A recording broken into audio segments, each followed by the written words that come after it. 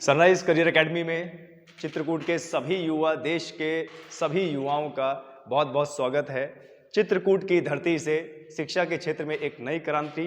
और अपना lecture start करने से पहले मैं कुछ ज़रूरी इन्फॉर्मेशन सभी चित्रकूट वासियों को देना चाहता हूं। जो भी छात्र आगामी सरकारी नौकरी की तैयारी कर रहा है उनके लिए एक बहुत बड़ी खुशखबरी है। सनराइज करियर एकेडमी, जो कि चित्रकूट जिले की सर्वाधिक चयन देने वाली नंबर 1 कंपटीशन संस्था है, उत्तर प्रदेश आगामी उत्तर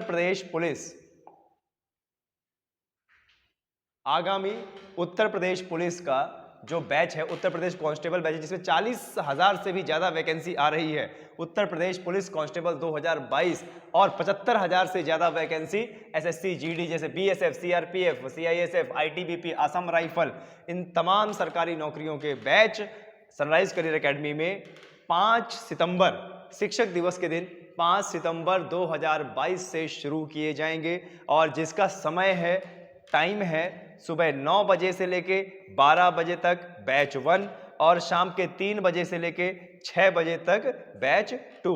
ये नए बैच योग्य शिक्षकों द्वारा, अनुभवी शिक्षकों द्वारा पढ़ाए जाएंगे। सभी छात्र जरा ध्यान देंगे, 0 स्तर से बैच चलाया जाएगा। तो 5 तारीख से पहले सनराइज करियर एकेडमी में अपना एडमिशन सुनिश्चित कीजिए और 0 स्तर से अपना अध्ययन कीजिए और बनाइए अपने अध्ययन को मजबूत और निकालिए एक सरकारी नौकरी चित्रकूट की धरती से। चलिए आगे बढ़ते हैं। आज का जो हमारा टॉपिक है उत्तर प्रदेश सामान्य ज्ञान यानी यूपी जीके। देखिए, तमाम जितने भी यूपी जीके, जितने भी उत्तर प्रदेश के सरकारी नौकरी के एग्जाम होते हैं, चाहे वो यूपी पीसीएस हो, आरओ एआरओ हो और यूपी पीसीआर हो, पेट हो, लेखपाल हो, सभी एग्जाम में यूपी जीके जरूर आता है। तो अगर आप यूपी की नौकरी करना चाहते हैं और उत्तर प्रदेश की नौकरी करना चाहते हैं तो उसमें आप जरूर यूपी जीके को रोजाना कुछ ना कुछ पढ़ें। ये हमारा पार्ट 1 है। अब देखते हैं इस पार्ट 1 में आज हम क्या सीखने को मिलेगा। तो चलिए आगे बढ़ते हैं। सबसे पहले हम इस स्लाइड से शुरू करना चाहेंगे। देखिए, ये हमारे उत्तर प्रदेश का मैप है, एक कैसे शेर के भांति हमारे उत्तर प्रदेश का मैप है। और देखिए, उत्तर प्रदेश का जीके स्टार्ट करने से पहले हम अपने उत्तर प्रदेश के मैप को बड़े ध्यान से देखते हैं। देखिए, ये हमारे उत्तर प्रदेश का मैप है और हमारे उत्तर प्रदेश की सबसे उत्तरी सीमा ये देखिए, ये यहाँ पे सहारनपुर में।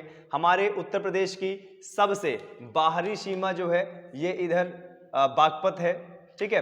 और हमारे उत्तर प्रदेश की सबसे पूर्वी सीमा इधर बलिया है और सबसे दक्षिणी सीमा इधर क्या है, सोनभद्र है, ठीक है। आए जी समझ में। और टोटल उत्तर प्रदेश की बाउंड्री देखें तो देखिए, इसमें एक देश जुड़ता है जिसका नाम क्या है, नेपाल। हमारे उत्तर प्रदेश के साथ एक देश जुड़ता है जिसका क्या नाम है, नेपाल नाम है। क्लियर है। और अगर हम राज्यों की बात करें तो यहां से चलते हैं। अगर हम राज्यों की बात करें कि ये इतने बड़े उत्तर प्रदेश में कौन कौन से राज्य जुड़ते हैं, तो चलिए उसको भी देख लेते हैं।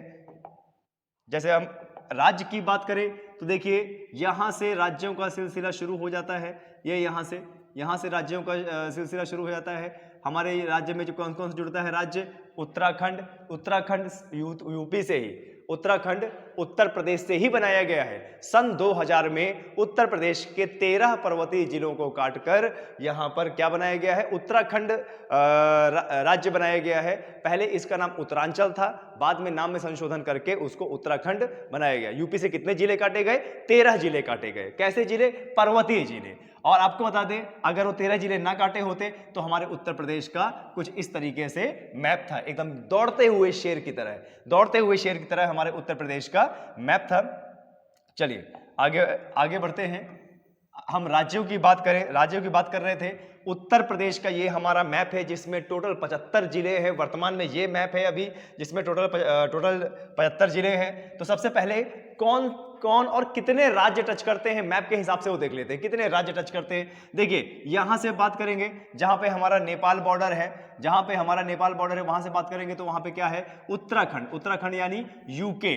और बहुत ही कम रेखा बनाता है हमारा एचपी का मतलब क्या होता है, हिमाचल प्रदेश। और उसी के जस्ट बगल से एचआर का मतलब क्या होता है, हरियाणा से बाउंड्री बनाता है। और उसी से थोड़ा सा और नीचे आएंगे तो यहाँ पे न्यू दिल्ली है। अच्छा, न्यू दिल्ली ये राज्य नहीं है, ये क्या है, यूटी है। ये क्या है, यूटी यानी केंद्र शासित प्रदेश। और उससे नीचे आएंगे तो आरजे। आरजे का मतलब क्या होता है, राजस्थान से अपनी बाउंड्री बनाता है। और उससे अगर नीचे आएंगे तो एमपी है। एमपी का मतलब क्या है, मध्य प्रदेश से अपनी बाउंड्री बनाता है। और उधर बगल में चलेंगे तो ये छत्तीसगढ़, सीएच यानी छत्तीसगढ़ से अपनी राजधानी बनाता है। और इधर जाएंगे तो झारखंड है, झारखंड से अपनी बाउंड्री बनाता है। और इधर जाएंगे तो बिहार से भी अपनी बाउंड्री बनाता है। यानी कुल मिलाकर कितने राज्य, 8 राज्य और केंद्र शासित 1 केंद्र शासित प्रदेश। बहुत सारे बच्चे कंफ्यूज रहते हैं कि हमारे उत्तर प्रदेश के साथ टोटल कितने राज्य अपनी अंतर राज्य बाउंड्री बनाते हैं। तो टोटल 8 राज्य हैं, 9 राज्य नहीं हैं। बहुत सारे बच्चे दिल्ली को भी गिन लेते हैं और 9वां राज्य बना देते हैं। ऐसा नहीं करना है। नई दिल्ली हमारा क्या है, केंद्र शासित प्रदेश है। नई दिल्ली हमारा केंद्र शासित प्रदेश है। नतीजा 1 अंतरराष्ट्रीय रेखा, 1 केंद्र शासित प्रदेश की रेखा और 8 राज्य के साथ बाउंड्री लगती है। तो मैं यहाँ पर आप लोगों को ये बची हुई जगह यहाँ पे बताऊंगा। जैसे क्या है, यूके है, यूके मतलब उत्तराखंड, एक लाइन से चलेंगे। और क्या है, एचपी, एचपी का मतलब हिमाचल प्रदेश। और एचआर, एचआर का मतलब क्या है, हरियाणा। और आरजे का मतलब क्या है, राजस्थान। और एमपी का मतलब क्या है, मध्य प्रदेश। और सीजी का मतलब क्या है, छत्तीसगढ़। और आपको आगे जैसे बताएं जेएच, जेएच का मतलब क्या है, झारखंड। और बीआर यानी बिहार। तो टोटल कितने हुए, देखो 1 2 3 4 5 6 7 और 8। इतने सारे राज्य उत्तर प्रदेश के साथ अपनी बाउंड्री बनाते हैं। और एक आता है एनडी यानी न्यू दिल्ली, ये यूटी है, यूटी केंद्र शासित प्रदेश। और अंतरराष्ट्रीय रेखा किसके साथ बनाता है, नेपाल के साथ में। ठीक है, ये हमारा यूपी का मैप है। इसमें टोटल हमारे 75 जिले हैं। यानी हमारे माननीय आदित्यनाथ जो हमारे आदरणीय माननीय मुख्यमंत्री हैं, वह टोटल 75 राज्यों में अपना शासन चला रहे हैं। ठीक है, इस फिल्म को जी 75 जिलों में, मैंने कितना बोल दिया, अच्छा 75 जिलों में अपना शासन चला रहे हैं। 75 जिलों में, 75 तो राज्य कहाँ है, अभी सिर्फ 28 राज्य हैं, 28 राज्य और केंद्र शासित प्रदेश। तो उत्तर प्रदेश का जीके स्टार्ट करने से पहले इस चित्र में, ये जो फोटो है, इस चित्र में देख लेते हैं कि क्या क्या इंपॉर्टेंट है जो रिपीटेडली बार बार हमारे एग्जाम में पूछा जाता है। तो देखिए, सबसे पहले ये हमारे उत्तर प्रदेश का क्या है, शासकीय चिन्ह है। ये हमारे उत्तर प्रदेश का शासकीय चिन्ह है। अब उत्तर प्रदेश में शासकीय चिन्ह में देखिए क्या क्या है, इसमें 2 मछलियां हैं और एक धनुष है और उसका एक तीर है। उत्तर प्रदेश ऐसे लिखा होता है। और एक पेड़ की आकृति का चित्र है। ठीक है, पेड़ की आकृति का एक चित्र है। ये हमारा शासकीय चिन्ह है, ये हमारे उत्तर प्रदेश का शासकीय चिन्ह है।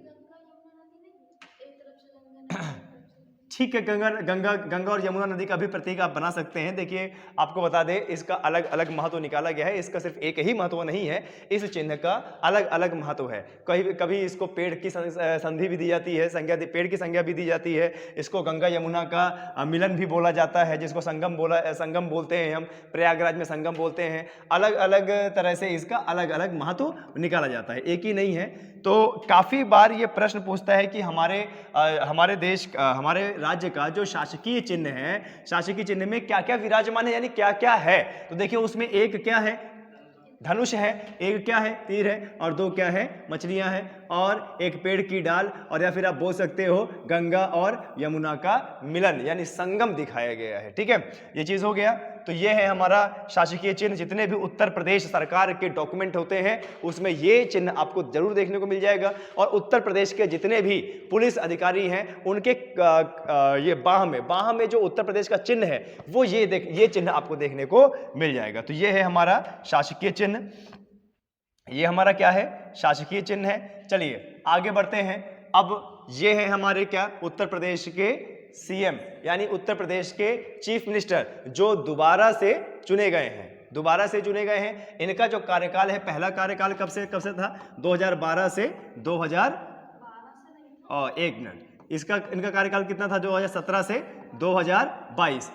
पहला कार्यकाल इनका उत्तर प्रदेश में 5 वर्ष का कितना था, 2017 से 2022, और उसके बाद 2022 के फरवरी में पुनः निर्वाचित हुए और 2022 से अब अगला कार्यकाल 2027 था। इससे पहले एसपी यानी समाजवादी पार्टी की सरकार थी 2012 से 2017 तक, जिसमें हमारे भारत के सबसे कम उम्र के चीफ मिनिस्टर बनने का जो हमारे माननीय अखिलेश यादव थे, सबसे कम उम्र में पूरे भारत के चीफ मिनिस्टर बने वो, ठीक है, और सबसे कम उम्र में चीफ मिनिस्टर बनने का सौभाग्य उनको प्राप्त हुआ। इसके बाद BJP party, Bharatiya Janata party के जो नवनिर्मित सीएम थे, कौन, योगी आदित्यनाथ, सन 2017 में बनकर आए और अभी भी उन्हीं की सरकार है। दोबारा यह मुख्यमंत्री बने हैं। क्लियर है? तो हमारे उत्तर प्रदेश के मुख्यमंत्री कौन, सीएम योगी आदित्यनाथ, ठीक है। अब आगे बढ़ते हैं। ये देखिए, ये जो पेड़ है इसको बोलते हैं अशोक का पेड़। क्या बोलते हैं? अशोक का पेड़। यानी हमारे उत्तर प्रदेश का राजकीय वृक्ष क्या है? अशोक। राजकीय वृक्ष क्या है? अशोक। हमारे उत्तर प्रदेश का राजकीय वृक्ष क्या है? अशोक है। और आप देखते हैं ये यहाँ पर क्या है, ये एक पक्षी है, सारस या क्रेन। हमारे उत्तर प्रदेश का राजकीय पक्षी क्या है? सारस। तालाबों में, नदियों किनारे आपने इसको देखा होगा, सारस। अच्छा, इसको क्रेन भी बोलते हैं, ठीक है, सारस या फिर क्रेन। अच्छा, आपने और इसके बगल में एक फोटो आपको दिख रही होगी, यह है हमारे उत्तर प्रदेश का राजकीय पुष्प, क्या है? पलाश। क्या पहले पक्षी का नाम लिख देते हैं, क्या? क्रेन या फिर सारस। और हमारा फूल क्या है? राजकीय फूल क्या है? पलाश, ठीक है, पलाश रेड कलर का होता है, राजकीय फूल है पलाश। अच्छा, राजकीय जानवर की बात करें, ठीक है, राजकीय पशु की बात करें तो राजकीय पशु हमारा क्या है? बारहसिंघा। राजकीय पशु क्या है हमारा? बारहसिंघा। अच्छा, राजकीय फल की बात करें तो वो क्या है हमारा? आम, ठीक है। अच्छा, मैंने यहाँ पे इतना बड़ा ताला दिखाया है, ताला इसलिए दिखाया है क्योंकि अलीगढ़ किस लिए जाना जाता है? ताला के निर्माण के लिए अलीगढ़ जाना जाता है। फिर अलीगढ़ मुस्लिम यूनिवर्सिटी भी है वहां पे। आगे बढ़ते हैं। ये हमारी माननीय राज्यपाल हैं उत्तर प्रदेश और मध्य प्रदेश की संयुक्त राज्यपाल कौन है? आनंदीबेन पटेल उत्तर प्रदेश और मध्य प्रदेश की संयुक्त राज्यपाल है, ठीक है।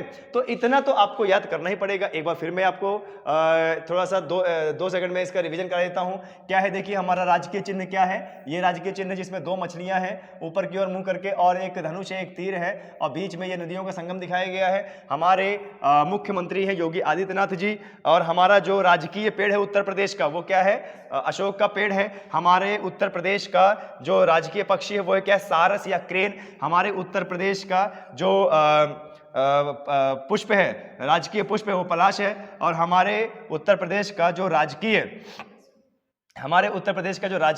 पशु है वो है बारहसिंघा। 12 सिंह होते हैं इसके, ठीक है। और हमारे उत्तर प्रदेश का जो राजकीय फल है वो क्या है? आम है। और तालों का कारखाना और ताला सबसे ज्यादा कहाँ बनता है? अलीगढ़ में। और आनंदीबेन पटेल, माननीय आनंदीबेन पटेल हमारी क्या है? गवर्नर हैं, ठीक है, यानी राज्यपाल है। चलिए अब आगे बढ़ते हैं। अब एक से एक प्रश्न कराते हैं, और जो एक्स्ट्रा में प्रश्न बनेगा उसको भी कराएंगे आपके यूपी जीके में। सबसे पहले हमारे उत्तर प्रदेश की स्थापना कब हुई है? 1950 में। हमारे उत्तर प्रदेश की स्थापना कब हुई है? 1950 में। अभी नाम क्या है हमारे राज्य का? उत्तर प्रदेश। लेकिन पहले इसका नाम क्या था? यूपी, यानी यूनाइटेड प्रोविंसेस। इसका मतलब क्या? संयुक्त प्रांत। क्या है? संयुक्त प्रांत। काफी बार एग्जाम में ये पूछा जाता है कि यूपी का पुराना नाम क्या है? संयुक्त प्रांत, या इंग्लिश में क्या बोलेंगे? United provinces. क्या बोलेंगे? यूनाइटेड प्रोविंसेस, ठीक है। चलिए आगे बढ़ते हैं। उत्तर प्रदेश की राजधानी क्या है? लखनऊ।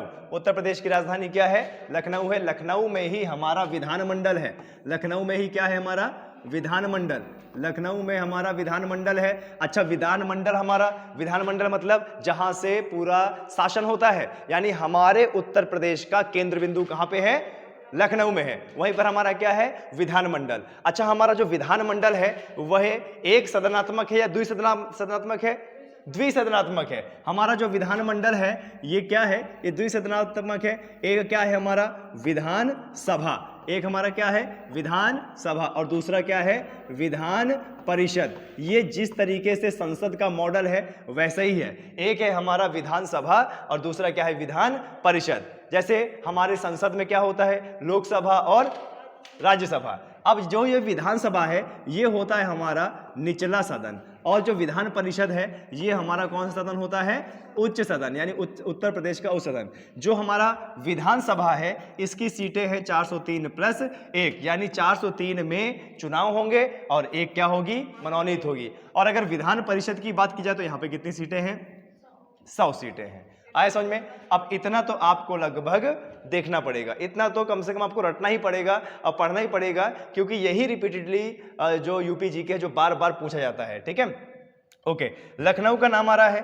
तो लखनऊ में देख लेते हैं। जो लखनऊ है गन्ना अनुसंधान केंद्र कहाँ पे है, लखनऊ में है। गन्ना अनुसंधान केंद्र कहाँ पे है, लखनऊ में है। और विष अनुसंधान केंद्र कहाँ पे है, लखनऊ में। देखिए आपको चीज बता दे, गन्ना अनुसंधान केंद्र, गन्ना अनुसंधान केंद्र और गन्ना प्रजनन केंद्र दोनों अलग अलग है। गन्ना अनुसंधान केंद्र उत्तर प्रदेश की राजधानी लखनऊ में है और गन्ना प्रजनन केंद्र कोयंबटूर तमिलनाडु में है। क्लियर है, आया समझ में। कोयंबटूर कहां पे, तमिलनाडु में। और विश्व शोध संस्था भी कहां पे है, लखनऊ में। नवाबों का शहर भी किसे बोला जाता है, लखनऊ को बोला जाता है। ठीक है, आए समझ में। तो ये लखनऊ के बारे में जीके था। आगे बात करते हैं, उत्तर प्रदेश में कुल कितने जिले हैं, 75 जिले। उत्तर प्रदेश में कुल कितने जिले हैं, 75 जिले। अच्छा, सन 2000 में उत्तर प्रदेश के कितने जिले काटे गए थे, 13 जिले। कैसे जिले, पर्वतीय जिले। क्यों, क्योंकि उत्तराखंड हिमालय की गोद में बैठा हुआ है, तो पर्वतीय जिले काटकर और जनजातीय क्षेत्र काटकर एक नए राज्य का निर्माण हुआ सन 2000 में, जिसका नाम पहले उत्तरांचल रखा गया था, बाद में क्या किया गया, उत्तराखंड। ठीक है, आगे बात करते हैं, लोकसभा सीटों की संख्या कहां से है, कितनी है, 80। देखिए लोकसभा, लोकसभा कहां पे है, केंद्र लेवल के संसदीय प्रणाली में। हमारे केंद्र लेवल में जो संसदीय प्रणाली है उसको क्या बोलते हैं हम, संसद। और संसद का प्रावधान हमने कहां से लिया है, ब्रिटेन से। संसद का प्रावधान हमने कहां से लिया है, ब्रिटेन से। संसद के कितने अंग हैं, 3 अंग हैं। ठीक है, कौन कौन सा, पहला क्या है बताइए, राष्ट्रपति।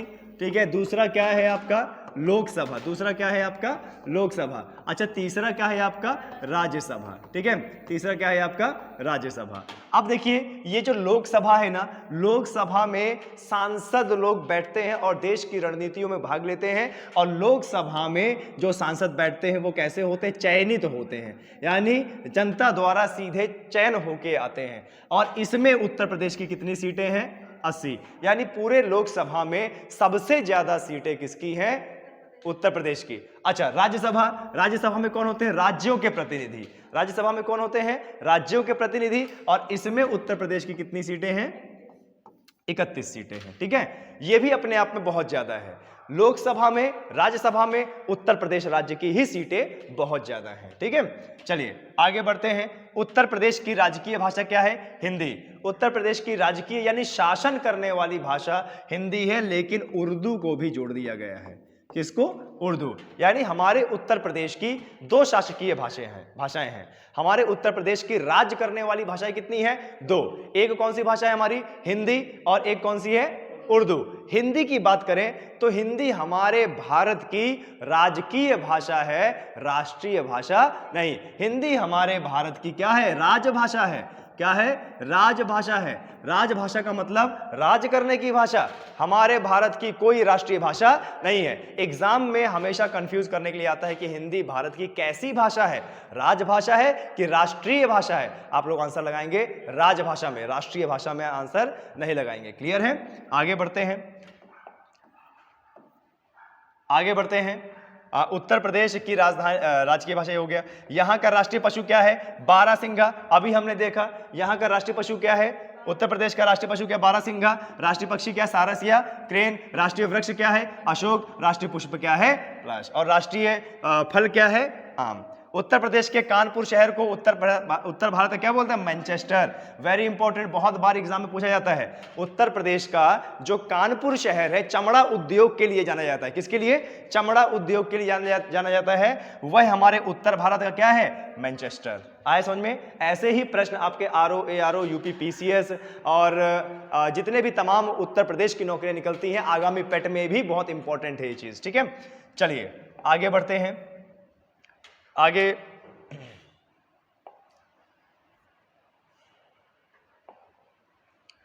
देखिए, उत्तर प्रदेश में प्रथम स्वतंत्रता संग्राम की शुरुआत 10 मई 1857 में हुई थी। कब? 10 मई। आपको एक चीज बता दें, मेरठ क्रांति के नाम से जाना जाता है 1857 की क्रांति। मेरठ के कैंट में मंगल पांडे और उसके साथियों द्वारा विद्रोह किया गया था सरकार की नीतियों के खिलाफ। क्यों? क्योंकि एनफील्ड राइफल इस्तेमाल कर रहे थे। और इसी 1857 की क्रांति को भारत का पहला स्वतंत्रता संग्राम कहा जाता है और अंग्रेजों द्वारा इसे सिपाही विद्रोह कहा जाता है। क्लियर है?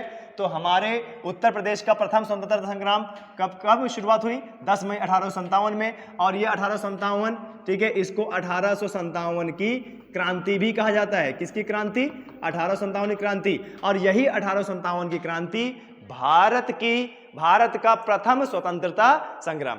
आपको बता दें ये विफल रहा। विफल इसलिए रहा क्योंकि जितने भी विद्रोह हुए पूरे भारत में 1857 में वह एकजुटता के साथ नहीं हुए और ना कोई कम्युनिकेशन था। कम्युनिकेशन गैप बहुत ज़्यादा हो गया था। अगर यही विद्रोह एक ही बार में, एक ही दिन और सभी जगह में होते तो मुझे लगता है 1857 में ही हमारा देश आज़ाद हो जाता। ठीक है, चलिए आगे बढ़ते हैं। उत्तर प्रदेश में स्थित अयोध्या नगर सरयू नदी के किनारे है। कहां पे? सरयू नदी के किनारे। अच्छा, बहुत बार पूछता है लखनऊ कौन सी नदी किनारे है? तो गोमती नदी के किनारे। और गोमती ही नदी एक ऐसी है जो उत्तर प्रदेश से ही निकलती है और उत्तर प्रदेश में ही विलीन हो जाती है। कौन सी नदी मिल जाती है? आगे चल के गंगा नदी में। ठीक है, उत्तर प्रदेश में स्थित अयोध्या नगर सरयू नदी के किनारे है। लखनऊ नगर कहां पे है बताएं? गोमती नदी किनारे। और हमारा इलाहाबाद यानी प्रयागराज जिसका नाम है वह गंगा यमुना का मिलन स्थान, संगम के किनारे। अच्छा, क्योंकि चित्रकूट क्षेत्र से शिक्षा की क्रांति हम ला रहे हैं तो चित्रकूट कौन सी नदी के किनारे है? चित्रकूट डिस्ट्रिक्ट कौन सी? यमुना नदी के किनारे। कौन सी नदी के किनारे? यमुना नदी के किनारे। बड़ा पावन स्थल है, राम घाट बड़ा प्रसिद्ध है यहाँ का चित्रकूट का। और चित्रकूट के युवाओं में बहुत जोश है। चित्रकूट के युवा अब धीरे धीरे ये दिखा रहे हैं कि यहाँ के भी छात्र आगे चल के सरकारी नौकरी में अधिकारी बन सकते हैं। डीएम, एसडीएम, आईएएस, पीसीएस, सेना में भर्ती हो सकते हैं। चलिए आगे बढ़ते हैं। उत्तर प्रदेश में भातखंडे संगीत संस्था विश्वविद्यालय 2001 में बना। यानी ये काफी बार पूछा गया है एग्जाम में कि भातखंडे संगीत संस्था कहां पर है? उत्तर प्रदेश में। कब स्थापना हुआ इसका? 2000। अब ये क्या है? एक तरीके का क्या है? ये एक तरीके का विश्वविद्यालय है। ठीक है, चलिए आगे बढ़ते हैं। उत्तर प्रदेश में प्रसिद्ध बुलंद दरवाजा फतेहपुर सीकरी में बना है। बहुत इंपॉर्टेंट क्वेश्चन। उत्तर प्रदेश का बहुत बड़ा पर्यटक स्थल कौन? बुलंद दरवाजा। और बुलंद दरवाजा नाम से ही पता चल रहा है भाई, बुलंद दरवाजा, बुलंद यानी बड़ा होगा। बहुत बड़ा दरवाजा है जो आगरा के फतेहपुर सीकरी में है। और इसका निर्माण किसने करवाया? अकबर ने। इसका निर्माण किसने करवाया है? अकबर ने। किस खुशी के कारण? गुजरात विजय के कारण। किसके कारण? गुजरात विजय। भाई गुजरात पे इन्होंने धावा बोला और गुजरात को जीत लिया। इतनी खुशी हो गई कि फतेहपुर सीकरी में बुलंद दरवाजा बनवा दिया। और आगरा में ही एक और जगह है जहां पर लाल किला है। क्या है? लाल किला। और ये जो लाल किला है ना, ये दिल्ली वाला नहीं है, ये आगरा का लाल किला है, शाहजहां द्वारा बनवाया गया था। और यहीं पर विश्व की सबसे सुंदर इमारत ताजमहल। क्या है? ताजमहल। ध्यान दीजिएगा, ये भी शाहजहां द्वारा बनवाया गया था। ठीक है, चलिए आगे बढ़ते हैं। आगे बढ़ते हैं। देखिए, उत्तर प्रदेश का पूर्व नाम क्या था? संयुक्त प्रांत। कब से कब तक? 1937 से 1950 तक। 1937 से 1950 तक। इसके बाद इसका नाम क्या हो गया? उत्तर प्रदेश। ठीक है, उत्तर का प्रदेश, उत्तर प्रदेश। और हाँ, एक और बात, अब क्योंकि हमारे उत्तर प्रदेश में सबसे बड़ी जनसंख्या रहती है भारत की, हमारे उत्तर प्रदेश में भारत की सबसे विशाल जनसंख्या रहती है, तो जनसंख्या के मामले में उत्तर प्रदेश का स्थान भारत में कितना है? पहला। और क्षेत्रफल की दृष्टि में हमारा स्थान चौथा है। क्षेत्रफल की दृष्टि में हमारे उत्तर प्रदेश का स्थान चौथा है। तो पहला कौन है भाई? बताइए जरा, पहला कौन है? पहला जो है आपका राजस्थान है। पहला क्षेत्रफल की दृष्टि से, क्षेत्रफल की दृष्टि से पहला स्थान किसका है बताइए जरा, राजस्थान का। किसका है? राजस्थान का। दूसरा किसका है? एमपी। तीसरा किसका है बताइए? महाराष्ट्र। तीसरा किसका है? महाराष्ट्र। और चौथा किसका है चौथा किसका है? यूपी। अच्छा, ये यूपी डायरेक्टली चौथे में आ गया। अगर उत्तराखंड जुड़ा होता तो पहले स्थान में हमारा यूपी था क्षेत्रफल की दृष्टि से। ठीक है, आए समझ में? चलिए आगे बढ़ते हैं। उत्तर प्रदेश में उर्दू को द्वितीय राजभाषा कब घोषित किया गया? 1989 में। अभी मैंने बताया कि हमारी दो राजकीय भाषा है, एक कौन सी? हिंदी है और एक कौन सी है? उर्दू है। कब जोड़ा गया है इसको? 1989 में। बहुत इंपॉर्टेंट क्वेश्चन है। उत्तर प्रदेश राज्य का पुनर्गठन कब हुआ? कब पुनर्गठन हुआ? यानी दोबारा से इसकी बाउंड्री में फेरबदल कब किया गया? 1 नवंबर 1956। 1 नवंबर 1956। ठीक है। अच्छा, नवंबर की कभी भी बात आएगी तो ध्यान दीजिएगा, 26 नवंबर को क्या मनाया जाता है? संविधान दिवस। क्या मनाया जाता है? संविधान दिवस। नवंबर में ये चीज आपको बड़ी याद रखनी है। सन 2015 से हम लगातार तब से लेके आज तक हम क्या मना रहे हैं? संविधान दिवस। कौन दिवस? संविधान दिवस। कौन सी डेट में? 26 नवंबर। क्यों? क्योंकि यही वो डेट है जब हमारा संविधान बनकर रेडी हो गया था, तैयार हो गया था और इसके आंशिक प्रावधान देश में लागू कर दिए गए थे। ठीक है, आगे बढ़ते हैं। उत्तर प्रदेश में अनौपचारिक शिक्षा योजना कब आरंभ हुई? 1975 में। आगे बढ़ते हैं। उत्तर प्रदेश राज्य का विभाजन कब हुआ? 9 नवंबर 2000 को। कब हुआ? 9 नवंबर 2000 को। कितने जिले काटे गए थे? 13 जिले। कैसे जिले? पर्वतीय जिले। और उन 13 जिलों को काटकर बना दिया उत्तरांचल, जिसका बाद में नाम हुआ उत्तराखंड। यहां पे कौन सी जनजाति पाई जाती है? भूटिया जनजाति। कौन सी जनजाति? भूटिया जनजाति। पर्वतों का क्षेत्र है, पर्वतों का राज्य, बहुत सुंदर राज्य है और फूलों की घाटी है यहाँ पर। और आपको बता दें ऋषिकेश है, हरिद्वार है, और यहाँ के हरिद्वार में गंगा नदी बड़ी तीव्र ढाल में बहती है और बड़ी ज़्यादा स्पीड होती है। और उसी हरिद्वार में हमारे विश्व का सबसे बड़ा मेला महाकुंभ मनाया जाता है। ठीक है, चलिए आगे बढ़ते हैं। उत्तर प्रदेश में थारू जनजाति मुख्य रूप से किस क्षेत्र में निवास करती है? तराई क्षेत्र में। उत्तर प्रदेश में जो सबसे ज्यादा जनसंख्या वाली जनजाति है कौन सी है? थारू जनजाति। उत्तर प्रदेश का अभी हाल ही में हम लोग लेखपाल का पेपर जब देख के आए थे तो उसमें ये पूछा गया था कि उत्तर प्रदेश की सबसे बड़ी जनजाति कौन सी है? थारू जनजाति। और थारू जनजाति दीपावली को शोक के रूप में मनाती है। हालांकि अब इन्होंने धीरे धीरे अपना प्रचलन चेंज कर दिया है, अब धीरे धीरे ये क्या है? दीपावली मनाने लगे हैं, लेकिन पहले क्या है? दीपावली को शोक के रूप में मनाते थे। ठीक है, ये ध्यान दीजिएगा, ये वेरी इंपॉर्टेंट पॉइंट है। अभी हाल ही में 2-3 एग्जाम मैंने दिए हैं, तीनों एग्जाम में ये पूछा गया है। ठीक है, तो रट लीजिएगा। उत्तर प्रदेश की सबसे बड़ी जनजाति कौन सी है? जनजाति मतलब जंगलों में निवास कर रही है। कौन सी जनजाति? थारू जनजाति। और ये दीपावली को शोक के रूप में मनाती है। कहां पर निवास करती है? उत्तर प्रदेश के तराई क्षेत्र में। कहां पर? तराई क्षेत्र में। ठीक है, चलिए आगे बढ़ते हैं और देखते हैं ये क्या बोल रहा है। उत्तर प्रदेश से लोकसभा में कितनी सीटें हैं? 80 सीटें। राज्यसभा की कितनी सीटें? 31 सीटें। ठीक है, राज्य में कर्मा नृत्य किस जनजाति द्वारा? खरवार जनजाति द्वारा किया जाता है। हमारे उत्तर प्रदेश में जो कर्मा नृत्य है वह कौन सी जनजाति द्वारा? खरवार जनजाति द्वारा किया जाता है। उत्तर प्रदेश में लोकसभा में सुरक्षित सीटों की संख्या कितनी है? देखिए, उत्तर प्रदेश में लोकसभा में सुरक्षित सीटों की संख्या कितनी है? 17 है। ये सीटें और ये सीटें अंतर है। ठीक है, उत्तर प्रदेश में राज्यसभा में सीटें कितनी है? 31। अभी हमने किया था राज्यसभा, जिसमें राज्यों के प्रतिनिधि होते हैं, अप्रत्यक्ष चुनाव होते हैं, और ये जो राज्यसभा है ये कभी भंग नहीं होती, इसीलिए इसको क्या बोला जाता है? उच्च सदन। इसीलिए इसको बोला जाता है उच्च सदन। क्यों? क्योंकि कभी भी ये भंग नहीं होता। और लोकसभा कार्यकाल कितना होता है? 5 वर्ष। ठीक है, आगे बढ़ते हैं। उत्तर प्रदेश के किस जिले में बैगा जनजाति निवास करती है? सोनभद्र में। उत्तर प्रदेश के किस जिले में कौन सी जनजाति है? बैगा जनजाति निवास करती है। कौन सी? सोनभद्र में। अच्छा, सोनभद्र का नाम आया है ना, तो हमारे उत्तर प्रदेश के मैप में सोनभद्र ऐसे सबसे दक्षिणी जिला है। उत्तर प्रदेश का सबसे दक्षिणी जिला कौन सा है? सोनभद्र है। अब सोनभद्र हमें क्यों पढ़ना है? क्योंकि इस तरफ से लगता है एमपी, और इधर से जो है छत्तीसगढ़, और इधर से लगता है क्या? झारखंड, और इधर से लगता है क्या? बिहार। यानी उत्तर प्रदेश का एकमात्र जिला ऐसा है सोनभद्र जिससे 4 राज्य जुड़ते हैं। कितने राज्य जुड़ते हैं? 4 राज्य। ठीक है, ये सोनभद्र जिला है हमारा। कौन सा जिला? उत्तर प्रदेश का सबसे दक्षिणी जिला सोनभद्र। इसकी खासियत क्या है कि ये सबसे दक्षिणी जिला है अब प्लस 4 राज्यों से कनेक्ट होता है। कौन कौन से? मध्य प्रदेश पहला, दूसरा छत्तीसगढ़, तीसरा झारखंड और चौथा क्या है? बिहार। आया समझ में? ये बहुत बार पूछा गया है हमारे एग्जाम में। चलिए आगे बढ़ते हैं। उत्तर प्रदेश पंचायत संशोधन अधिनियम कब पारित हुआ? 1994 में। उत्तर प्रदेश का विधानमंडल कैसा है? द्विसदनात्मक। इसमें 2 सदन है, उच्च सदन और निचला सदन। उच्च सदन मतलब विधान परिषद जिसमें 100 सीटें हैं, और निम्न सदन मतलब विधानसभा जिसमें 404 सीटें हैं टोटल, 403+1। ठीक है, आगे। उत्तर प्रदेश में मुख्यमंत्री पद पर सबसे अधिक समय तक रहने वाले कौन थे?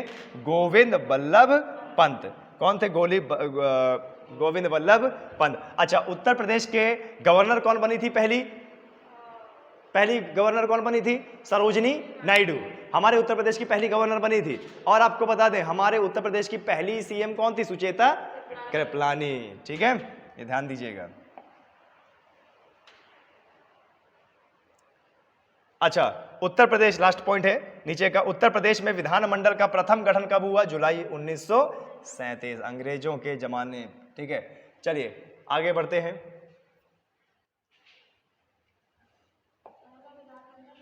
उत्तर प्रदेश मुख्यमंत्री की नियुक्ति कौन करेगा भैया? राज्यपाल। ध्यान दीजिएगा, जब भी चुनाव होता है विधानसभा का, तो विधानसभा में जो पार्टी जीतती है वह अपना मुख्यमंत्री पद का दावेदार नियुक्त करवाती है। किससे? राज्यपाल से। अच्छा, राज्यपाल द्वारा एक बार सीएम नियुक्त हो गया तो सीएम के अंडर में क्या होते हैं? मंत्रिमंडल होता है ना। तो मंत्रिमंडल की नियुक्ति कौन करता है? मंत्रिमंडल की नियुक्ति भी राज्यपाल करता है, लेकिन किसकी सिफारिश पर? मुख्यमंत्री के सिफारिश पर अन्य मंत्रियों की नियुक्ति होती है, ध्यान रखना। इसी तरीके से केंद्र में भी है। आगे बढ़ते हैं। उत्तर प्रदेश में विधानसभा को भंग करने का अधिकार किसको है? राज्यपाल को। तो केंद्र लेवल में किसको है? राष्ट्रपति को। किसकी सिफारिश पर? कैबिनेट की सिफारिश पर, प्रधानमंत्री की सिफारिश पर। उत्तर प्रदेश की जलवायु कैसी है? उष्णकटिबंधीय मानसूनी। हमारे उत्तर प्रदेश की जलवायु कैसी है? उष्णकटिबंधीय मानसूनी। आया समझ में? यानी जब यहाँ पर मानसून की वर्षा होती है तब जाके हम अपनी खरीफ की खेती कर पाते हैं। क्लियर है? अभी भी आपने देखा होगा कई सारे किसान मात्र बारिश पर निर्भर थे, और आज देखिए सुबह से झमाझम उत्तर प्रदेश के चित्रकूट डिस्ट्रिक्ट में बारिश हो रही है। ठीक है, चलिए अब देखते हैं। अच्छा, क्या कारण है? क्या कारण है भाई उष्णकटिबंधीय मानसूनी जलवायु का? हमारे उत्तर प्रदेश का क्या कारण है कि यहाँ पर उष्णकटिबंधीय मानसूनी? अरे कर्क रेखा के नजदीक है ना, कर्क रेखा के नजदीक है ना हमारा उत्तर प्रदेश। यानी कर्क रेखा में सूर्य क्या है? लंबवत चमकता है। यानी यहाँ पर कैसे वन पाए जाएंगे? पतझड़ वाले वन, उष्णकटिबंधीय पर्णपाती वन पाए जाएंगे। कैसे? उष्णकटिबंधीय पर्णपाती वन। ठीक है, कैसे वन? पतझड़ वाले वन। ठीक है, आए समझ में? और इसका रीजन क्या है? कर्क रेखा के नजदीक होना। ठीक है, 23.5 डिग्री उत्तरी अक्षांश। आगे लिखिए, उत्तर प्रदेश का तापमान कैसा है? जनवरी में मिनिमम तापमान कितना है? 12.50 और 17.5 से। ठीक है, ये उत्तर प्रदेश का कौन सा? जनवरी का तापमान है। गर्मी में आपने देखा होगा चित्रकूट के उत्तर प्रदेश के बांदा जिले का 50 डिग्री 51 डिग्री तक टेम्परेचर पहुंच जाता है। यानी उत्तर प्रदेश का सबसे गर्म स्थान, उत्तर प्रदेश का सबसे गर्मी वाला स्थान कौन सा? बांदा जिला। अरे हमारा चित्रकूट के बगल में बांदा जिला कौन सा? कितना डिग्री चला जाता है? 50। इस बार का रिकॉर्ड कितना है? 51 डिग्री। इस बार का कितना है रिकॉर्ड? 51 डिग्री। ठीक है, आए समझ में? चलिए आगे बढ़ते हैं। उत्तर प्रदेश में वनों के अंतर्गत क्षेत्रफल कितना है? 14,679 वर्ग किलोमीटर, जो कि उत्तर प्रदेश के क्षेत्रफल का कितना है? 6.09। और एक मानक के अनुसार कितना होना चाहिए? 33%। कितना?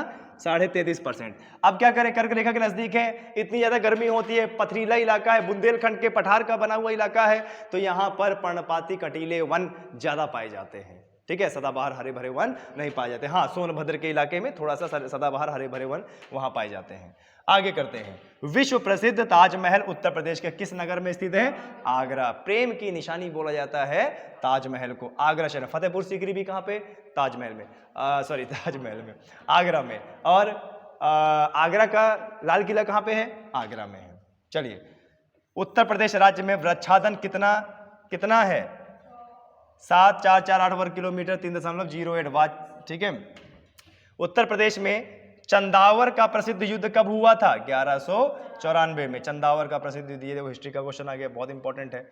आगे बढ़ते हैं। उत्तर प्रदेश में वनों के कितने प्रकार हैं?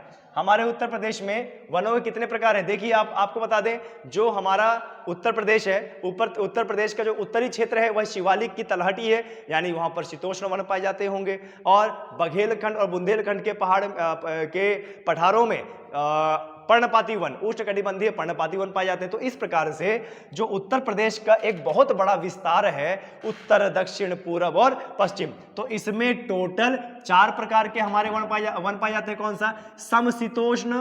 समशीतोष्ण वन। ये कहां पाए जाते हैं? ये उत्तरी डिस्ट्रिक्ट में, जैसे बिजनौर, सहारनपुर और नेपाल से जितने डिस्ट्रिक्ट लगे हैं वहां पर ऐसे वन पाए जाते हैं। उष्णकटिबंधीय वन, उष्णकटिबंधीय पर्णपाती वन, ये कहां पाए जाते हैं? ये हमारा बुंदेलखंड का पठार, बघेलखंड का पठार। अच्छा, कटीले वन, ये भी यहीं पाए जाते हैं। आपने देखा होगा बबूल, अत्यधिक बबूल, नागफनी, कांटे वाले क्या बोलते हैं जो पेड़ होते हैं वो रोड के किनारे उगे रहते हैं। इसका कारण यही है कि हमारा जो उत्तर प्रदेश है वो कहाँ पे है? उष्णकटिबंधीय क्षेत्र में है। ठीक है। आगे बढ़ते हैं। उत्तर प्रदेश में खानवा का प्रसिद्ध युद्ध कब हुआ था? 1527 में। अब देखो 1527 है ना, एक डेट याद रखिएगा, 1526 भारत में मुगल साम्राज्य की स्थापना या शुरुआत हुई थी। 1526 भारत में मुगल प्रशासन की शुरुआत हुई थी। किसके द्वारा? बाबर के द्वारा। और बाबर किससे लड़ा था? पानीपत का प्रथम युद्ध इब्राहिम लोधी के साथ। किसके साथ? इब्राहिम लोधी के साथ। और पानीपत का कौन सा युद्ध था? वो प्रथम युद्ध था। इब्राहिम लोधी और बाबर के बीच लड़ा गया, जिसमें इब्राहिम की हार हुई और बाबर जीत गया। तभी से भारत में मुगल साम्राज्य चलने लगा। और भारत के इतिहास में सबसे ज्यादा शासन करने वाला सबसे बड़ा साम्राज्य 1526 में। और इसका आप बोल सकते हो समापन कब हुआ? 1858 में। कब? 1858 में। इसके अंतिम शासक कौन थे? बहादुर शाह जफर द्वितीय। उनकी मृत्यु कहां हुई? रंगून में, यानी आज के म्यांमार में। उत्तर प्रदेश में प्रसिद्ध बुलंद दरवाजा कहां? फतेहपुर सीकरी में है। उत्तर प्रदेश में चौखंडी स्तूप कहां पर स्थित? सारनाथ में। अब सारनाथ से कुछ याद आ रहा है? गौतम बुद्ध ने अपना पहला उपदेश कहां पे दिया था? सारनाथ में। गौतम बुद्ध ने अपना पहला उपदेश कहां दिया था? सारनाथ में। अपने कितने शिष्यों को? 5 शिष्यों को। कितने शिष्यों को? 5 शिष्यों को। गौतम बुद्ध ने अपना पहला उपदेश सारनाथ में। उत्तर प्रदेश में अकबर की रानी जोधाबाई का महल कहां पर स्थित है? फतेहपुर सीकरी। ठीक है। चलिए आगे बढ़ते हैं। तो आगे हमारा यूपी जी के यहीं तक पार्ट 1 समाप्त। पार्ट 2 भी आपको रोजाना मिलता रहेगा। चैनल को दबा के सब्सक्राइब कीजिए, शेयर कीजिए, कमेंट कीजिए।